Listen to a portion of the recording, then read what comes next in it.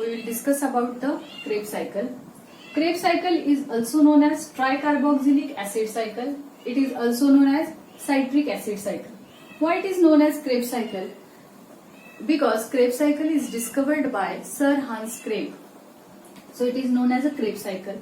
Why it is known as tricarboxylic acid cycle? Because in this cycle, the first stable product is formed which having a 3 carboxyl groups. So it is known as tricarboxylic acid cycle. Why it is known as citric acid cycle? Because the first stable product is citric acid. So it is known as citric acid cycle. आता तुम्हाला माहितीच आहे की ग्लुकोजचं glycolysis होतं. Glycolysis नंतर pyruvic ऍसिडचं formation होतं आणि या पायरुविक ऍसिडचं ऍसिटायलेशन होऊन ऍसिटाइल कोए फॉर्मेशन होतं आणि ऍसिटाइल CoA enter into the Krebs cycle. Krebs cycle is the oxidative pathway. हा ऑक्सिडेटिव्ह पाथवे आहे. तसंच कार्बोहायड्रेट नंतर प्रोटीन हा एक रेस्पिरेटरी सबस्ट्रेट आहे आणि fat this is also a respiratory substrate. After glycolysis it form acetyl CoA from pyruvic acid. After glycolysis, protein after deamylation it also form a acetyl CoA and fat after beta oxidation it also form a acetyl CoA. Means for carbohydrate, protein and fat, the Krebs cycle is a common oxidative pathway. After the oxidation, it form a acetyl CoA and this acetyl CoA enter into the Krebs cycle. After glycolysis, how acetyl CoA will be formed? आता आपण ते बघायचं की ग्लुकोजचं म्हणजेच कार्बोहायड्रेटचं glycolysis झाल्यानंतर ऍसिटाइल कोएचं formation कसं होतं. तर ग्लुकोज कार्बोहायड्रेटच्या ऐवजी आपण ग्लुकोज म्हणू. ग्लुकोजचं काय होतं? ग्लायकोलिसिस होतं. आफ्टर ग्लायकोलिसिस 2 पायरुविक ऍसिड मॉलिक्युलचं फॉर्मेशन होतं. हे 2 pyruvic acid molecules undergo acetylation काय फॉर्म करतात? तर ऍसिटाइल कोए फॉर्मेशन करतात. ऍसिटाइल कोएन्झाइम एचं फॉर्मेशन करतात. आता पायरुविक ऍसिड पासून ऍसिटाइल कोएचं फॉर्मेशन होत असताना डिकार्बोक्सिलेशन होतं.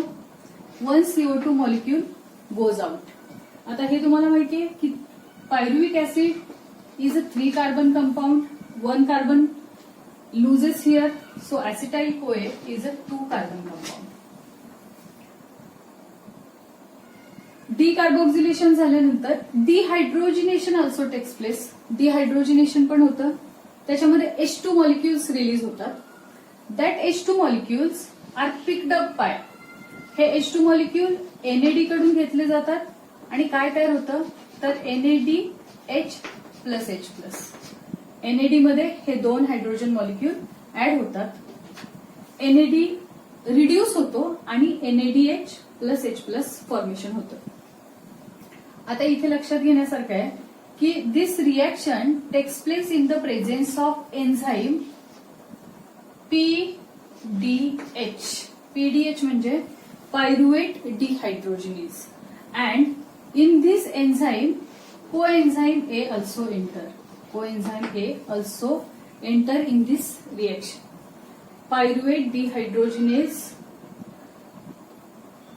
हे एक एन्झाईम आहे आणि कोएन्झाईम ए सुद्धा या रिएक्शन मध्ये एंटर करतं आणि आपल्याला ऍसिटाइल कोए मिळतो. आणि this acetyl CoA enter into the Krebs cycle. This acetyl CoA enter into the Krebs cycle, not pyruvic acid. So this is the reaction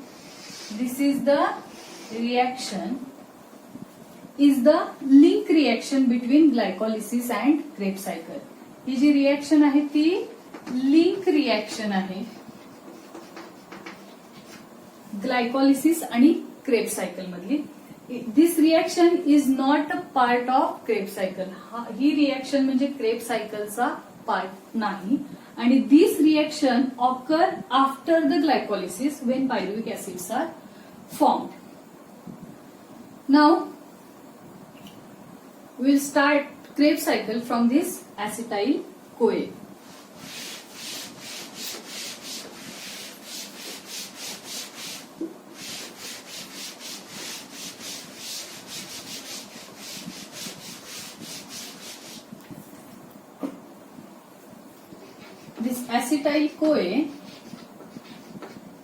This acetyl coenzyme A is condensed by this is acetyl CoA is condensed by oxaloacetic acid. Acetyl CoA is 2-carbon compound. Oxaloacetic acid is 4-carbon compound. So, after condensation, citric acid formed, which is a first stable compound in Krebs cycle. 4 carbon plus 2 carbon, this is a 6 carbon compound. This reaction takes place in the presence of enzyme that is citrate citrate synthetase. This is the first stable compound in a Krebs cycle. Citric acid converted into cis-aconitate. Citric acid is converted into cis-aconitate, and cis-aconitate again converted into isocitrate. This is also a 6-carbon compound.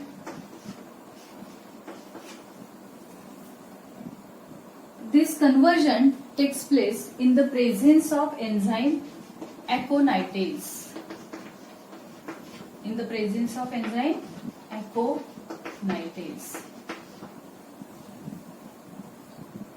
Isocitrate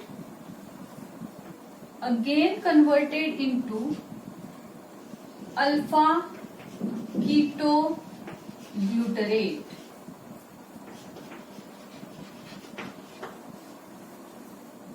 Isocitrate again converted into alpha ketoglutarate. इथे एक गोष्ट महत्वाची आहे की decarboxylation, during this conversion decarboxylation takes place. CO2 goes outside. Dehydrogenation also takes place here. So H2 molecules loses, but that H2 molecules are taken up by NAD plus and form NADH plus H plus.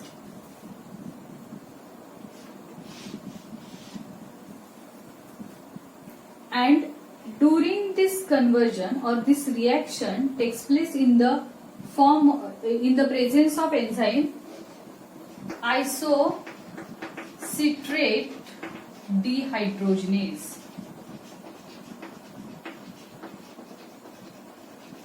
Here decarboxylation takes place as well as dehydrogenation also takes place. H2 molecules goes outside, that means oxidation takes place. That H2 molecules picked up by NAD plus get reduced and form NADH plus H plus. So reduction also takes place. This is the redox reaction. Here redox reaction takes place. Alpha ketoglutarate is converted into succinyl CoA. Alpha ketoglutarate is converted into succinyl CoA. Also decarboxylation takes place here. CO2 goes outside. CO2 goes outside and dehydrogenation also takes place. So H2 molecules loses and that H2 molecules are picked up by NAD plus. NAD plus get reduced and form NADH plus H plus. NAD plus NADH plus H plus. In the presence of enzyme alpha keto glutarate dehydrogenase. Alpha keto glutarate dehydrogenase. Why dehydrogenase? Because here two molecules of H2 releases. Now succinyl-CoA is converted into succinic acid.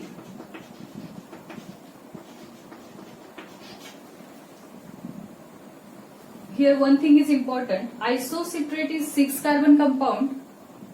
1 carbon loss here. So alpha ketoglutarate is a 5 carbon compound. हा 6 carbon compound, एक CO2 molecule इथे loose झाला, 5 कार्बनचा alpha कीटोग्लुटरेट तयार होतो. Alpha कीटोग्लुटरेटचं conversion succinyl कोए मध्ये होत असताना इथे एक कार्बन डायऑक्साइड लूज होतो. सो सक्सिनाइल कोए is a 4 carbon compound. Succinyl CoA is 4 carbon compound. Here one coenzyme A is entered here, so succinyl CoA formation takes place. Succinyl CoA is converted into succinic acid.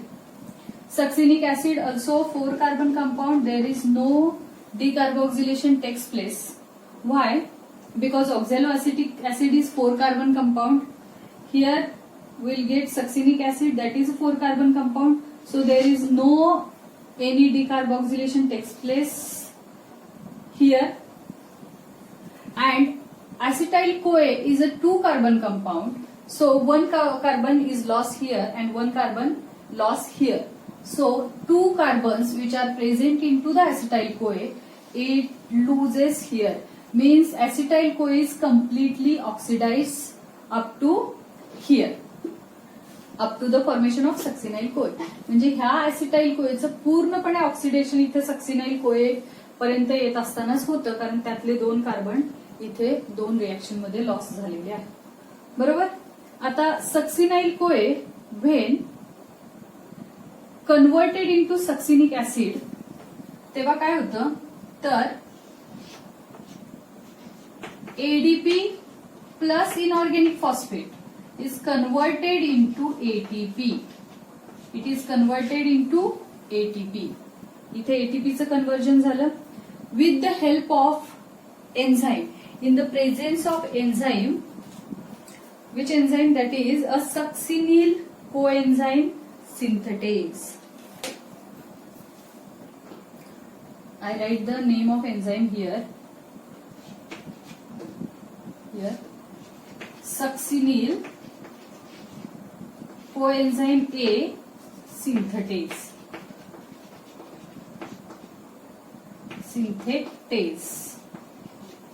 Succinic acid is converted into a fumarate. In the presence of enzyme succinate dehydrogenase. In the presence of enzyme succinate dehydrogenase.